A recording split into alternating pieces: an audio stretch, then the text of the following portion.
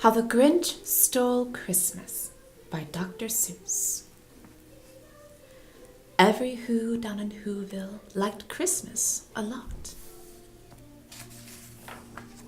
But the Grinch, who lived just north of Whoville, did not. The Grinch hated Christmas, the whole Christmas season. Now, please don't ask why, no one quite knows the reason. It could be his head wasn't screwed on just right. It could be, perhaps, that his shoes were too tight. But I think that the most likely reason of all may have been that his heart was 2 sizes too small.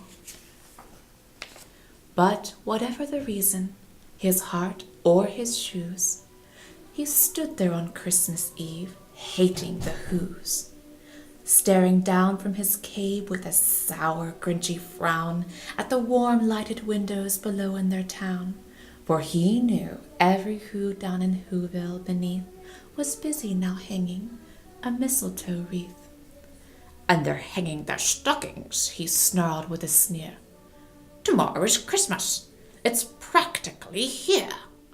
Then he growled with his Grinch fingers nervously drumming. "I must find some way to stop Christmas from coming." For tomorrow, he knew, all the Who girls and boys would wake bright and early. They'd rush for their toys, and then, oh, the noise. Oh, the noise, noise, noise. That's one thing he hated, was the noise, noise, noise, noise. Then the Whos, young and old, would sit down to a feast, and they'd feast, and they'd feast, and they'd feast, feast, feast, feast. They would feast on Who pudding, and rare Who roast beast, which was something the Grinch couldn't stand in the least.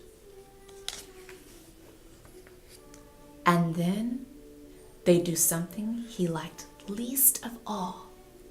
Every Who down in Whoville, the tall and small, would stand close together with Christmas bells ringing. They'd stand hand in hand, and the Whos would start singing. They'd sing, and they'd sing, and they'd sing, sing, sing, sing. And the more the Grinch thought of this Who Christmas sing, the more the Grinch thought, "I must stop this whole thing. Why, for 53 years I've put up with it now. I must stop this Christmas from coming. But how?" Then he got an idea, an awful idea. The Grinch got a wonderful, awful idea.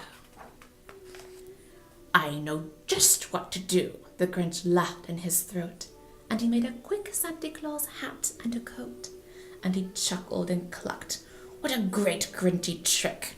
With this coat and this hat, I look just like Saint Nick. All I need is a reindeer." The Grinch looked around, but since reindeer are scarce, there was none to be found.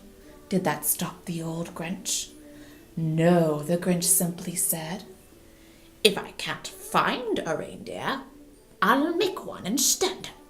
So he called his dog Max. Then he took some red thread, and he tied a big horn on the top of his head. And then he loaded some bags and an old empty sack on a ramshackle sleigh, and he hitched up old Max. Then the Grinch said, "Get up!" and the sleigh started down toward the homes where the Whos lay a snooze in their town. All their windows were dark, quiet snow filled the air. All the Whos were all dreaming sweet dreams without care, when he came to the first little house on the square.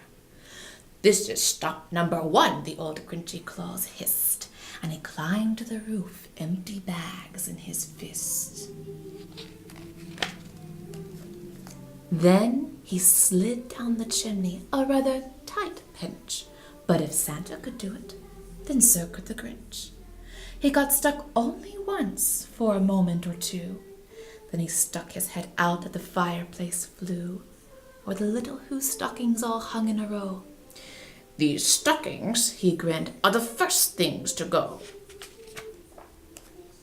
Then he slithered and slunk with a smile most unpleasant.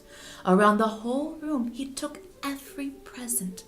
Popguns and bicycles, roller skates, drums, checkerboards, tricycles, popcorn and plums. And he stuffed them in bags. Then the Grinch very nimbly stuffed all the bags one by one up the chimney. Then he slunk to the icebox. He took the Who's feast. He took the Who pudding. He took the roast beast. He cleaned out the icebox as quick as a flash. Why, that Grinch even took their last can of Who hash. Then he stuffed all the food up the chimney with glee. And now, grinned the Grinch, I'll stuff up the tree. And the Grinch grabbed the tree and he started to shove when he heard a small sound like the coo of a dove. He turned around fast and he saw a small Who, little Cindy Lou Who was not more than 2. The Grinch had been caught by this tiny Who daughter who'd got out of bed for a cup of cold water. She stared at the Grinch and said, Santa Claus, why? Why are you taking our Christmas tree? Why? But you know that old Grinch was so smart and so slick, he thought up a lie, and he thought it up quick. Why, my sweet little tot, the fake Santa Claus lied, there's a light on this tree that won't light on one side. So I'm taking it home to my workshop, my dear. I'll fix it up there and bring it back here. And his fib fooled the child. Then he patted her head, and he got her a drink, and he sent her to bed. And when Cindy Lou Who went to bed with her cup, he went up the chimney and stuffed the tree up. Then the last thing he took was the log for the fire. Then he went up the chimney himself, the old liar. On the walls he left nothing but hooks and some wire. And one speck of food that he left in the house was a crumb that was even too small for a mouse. Then he did the same thing to the other Who's houses, leaving crumbs much too small for the other Who's mouses. It was 1/4 dawn, all the Who's still abed, all the Who's still a snooze, when he packed up his sled. Packed it up with their presents, the ribbons, the wrappings, the tags and the tinsel, the trimmings, the trappings. 3,000 feet up the side of Mount Crumpet, he rode with his load, the tip-top to dump it. Pooh-pooh to the Who's, he was grinchishly humming.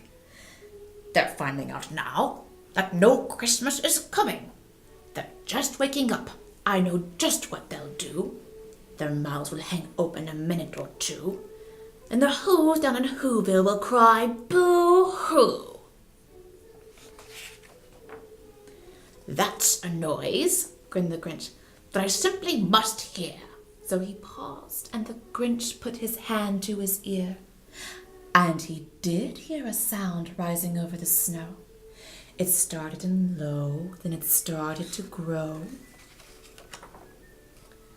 But the sound wasn't sad. Why, the sound sounded merry. It couldn't be so, but it was merry. Very. He stared down at Whoville. The Grinch popped his eyes. Then he shook. What he saw was a shocking surprise. Every Who down in Whoville, the tall and the small, was singing without any presents at all. He hadn't stopped Christmas from coming. It came.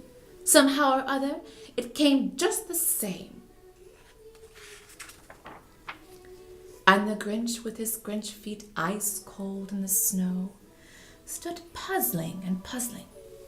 How could it be so? It came without ribbons. It came without tags. It came without packages, boxes, or bags. and he puzzled 3 hours till his puzzler was sore.